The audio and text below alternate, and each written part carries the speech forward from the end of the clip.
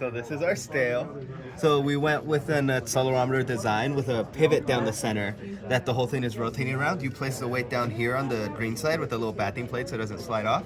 Then here we have our accelerometer. We are taking the voltage output of that in the Y direction, plugging that into our dock up here.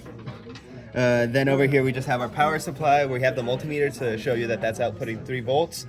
And it's all wired up here. And then over here we have our lab view that is just essentially taking in that dock waveform data and then compiling it through a sub VI we have that plugs it into our mass equation to then output mass values.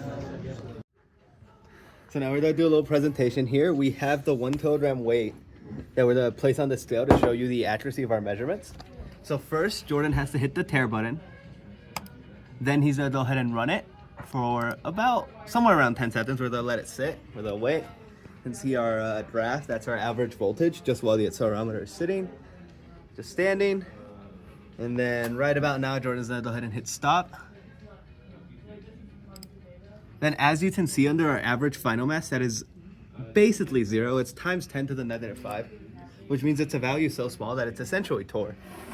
So then I'm going to hold down the scale. Jordan places down the 1 kilogram on it. We wait to get a relatively stable point. Jordan is going to go ahead and run the program for about anywhere between 5 and 10 seconds, you know. We want enough data to accurately get a value, but also hold the scale stable. And he presses stop.